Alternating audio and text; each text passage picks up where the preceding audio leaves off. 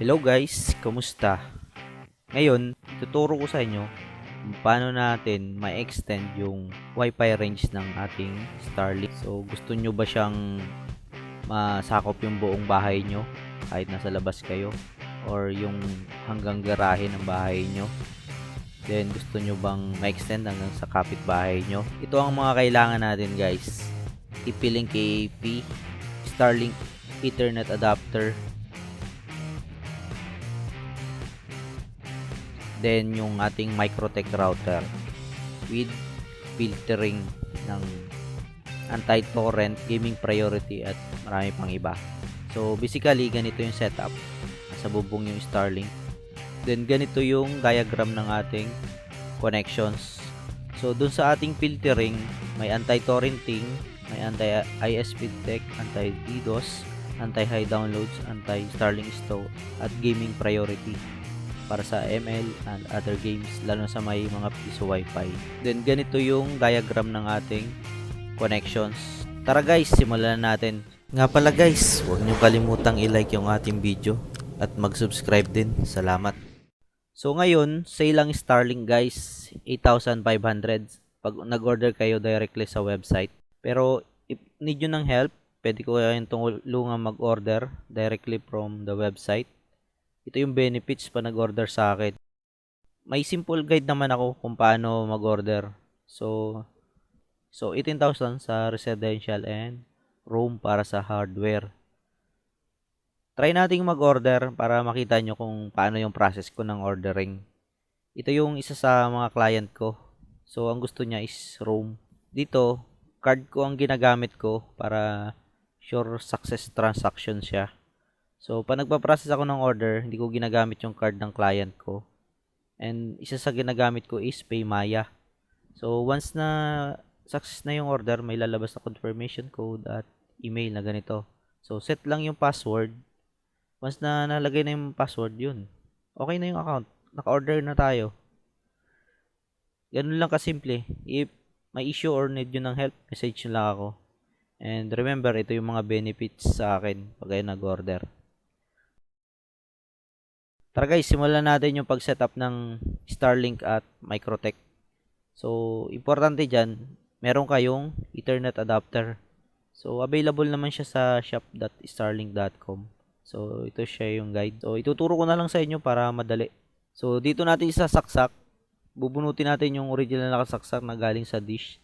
Ang ipapalit natin dito is yung sa Ethernet adapter. Then, yung isang port para naman sa power adapter yon. So, dito natin ilalagay yung galing sa dish. Then, dito naman is yung LAN cable na i-connect natin sa Microtech. So, ito yung gagamitin kong LAN cable na RJ45. So, dito siya ilalagay. Yung color yellow na LAN cable na yan, i-connect natin yan sa Microtech na router natin. So, isa-isahin natin yung process nito. So, dito yan sa port 1. So, nakalagay naman dito, may label na internet. So, yun yung pinakang source natin ng internet, yung port 1.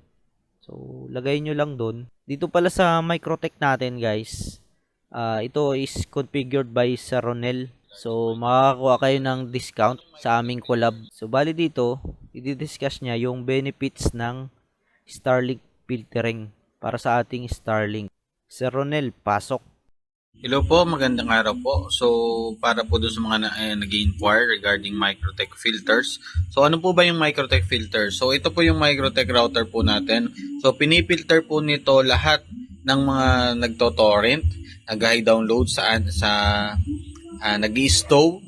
Sa gustong mag-order guys, yung link nasa description. So, dito po, mayroon po din po siyang kasamang gaming priority, anti-lag, bandwidth management. So, kasama po yun. Doon sa first 10 customers, may discount tayo guys. Kaya, first come, first serve na yan. So, ano po ba yung nakalagay sa ating setup? Sa port 1 po, yun doon natin lalagay yung from Starlink adapter. So ito po yung Starlink adapter. Kokonikan lang po natin siya ng LAN cable, isasaksak po natin siya doon sa port 1. Dito po sa port 1 na to. Then ito pong mga ports na ibang ports ng Microtech po, 2, 3, 4, 5, pwede po siya sa mga piso wifi, piso net, mga com shop, mga personal router. I-claim nyo na guys yung discount. Limited slot lang yun guys. Nasa description yung link. So ano bang mga features nito? Meron tong block torrenting, block high downloads, anti-ISP detect, port forwarding, gaming priority, bandwidth management, and anti-lag. So dito pala sa Microtech, kahit anong Microtech version sinusupport ni Sir Ronel. Kaya message nyo lang ako para mag-order kayo at makakuha ng discount. Pwede din naman kayo mag-direct kay Sir Ronel. Ayun guys, tamang-tama to sa may mga piso wifi business o piso net business or voucher type. Kailangan nyo na to. Order lang kayo. Yung link nasa description. Ngayon naman, i-set up natin yung Starlink with Microtech. Then, ko-connect natin dun sa AAP natin para extend yung Wi-Fi range. So, ang gagamitin natin, TP-Link AAP 110 outdoor. Quick unbox natin siya. So, bilisan na lang natin to ng unboxing. So, ito naman yung pinaka-importante. AAP niya. So, may antenna siya na dalawa. Then, ito yung PoE sa paglalagay natin ng LAN. Itong LAN, ito yung i-connect natin sa Microtech router para sa port 2. Then, itong PoE, para naman doon sa ating antenna na AP, access point. So, ito siya. So, pagbubuksan, ito lang. So, basically, ganito lang yung setup para makita nyo na kung paano. May Ethernet adapter tayo para sa Starlink. Then, nako-connect siya sa port 1 para malinaw tayo guys. Then, dito naman sa port 2 ng Microtech router natin, yan. Diyan naman natin i-connect yung TP-Link na EAP. So, dito siya sa LAN. Yan. Ganun lang kasimple guys. So, then dun sa PoE, para dun sa ating EAP outdoor. So, ayun, nandun yung slot niya sa loob para sa LAN cable. So ilalagay lang natin dun. Then, pasok natin dun sa EAP natin na pang outdoor. Ayan. So, dito pala, para may protection siya sa para hindi pasukan ng langgam or mabasa yung loob. May kasama siyang rubber sa package. So, ilalagay lang natin siya dito. So, madali lang naman siyang ilagay. Dito lang naman siya. Pasok mo lang to dito. Then, parang isisingit mo siya. Ayan, ganyan lang yon. Ganyan lang paglagay nun. Sarado na natin. So, ganyan lang yung sura niya pag na-set up na natin or na-connect na natin. Ayan. Nga pala, dun sa LAN cable natin, ano siya? Cat 5E ang gamit natin. So, basically, ganito yung setup pag nasa labas na. So, yung other accessories niya, yung cable, plastic cable niya na pang tali. Pwede sa pole. May mga kasama pang bracket yan. So, ito lang yung i-demo ko kung paano ginagamit tong plastic wire na panali. Yan. Ganun lang kasimple. Suot nyo lang. So, hindi ko na siya pinasok kasi for demo purposes lang naman yun. So, quick lang natin, test. Saksak natin yung AAP. So, makikita mo may ilaw naman na siya na green. So, okay naman siya. So, once na nakasaksak na siya, magiging discoverable na yung Wi-Fi name niya. Once connected ka na dun sa TP-Link na Wi-Fi, visit mo lang yung TP-Link eap.net. So, magpa-prompt to. Required ng username and password. Admin lang yon para ma-access natin yung panel niya, yung pinaka-admin panel. Then, quick setup tayo. Follow nyo lang yung instruction. First step, i-change natin yung admin password with new password. So, ito naman for demo, i-change ko lang din yan later on. So, second step, piliin natin yung AP mode. So, naka-wired kasi tayo. Kaya gagamitin natin yan.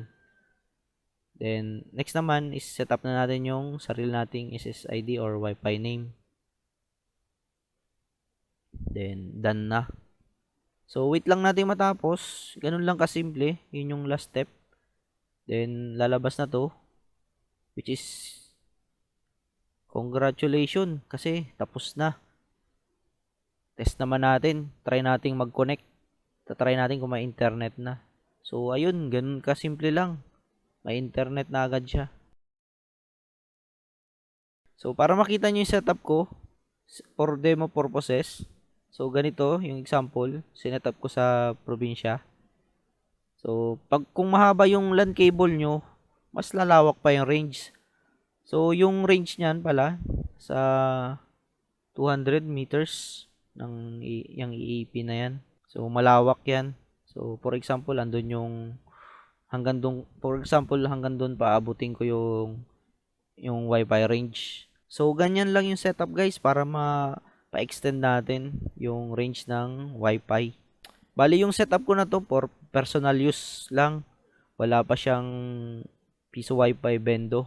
So, if may bendo kayo, ganito yung pinakang diagram. Kung kailangan nyo ng Microtech, order na kayo. Yung link nasa description. Thank you guys for watching. Don't forget to subscribe, like, comment, and share. See you on my next video.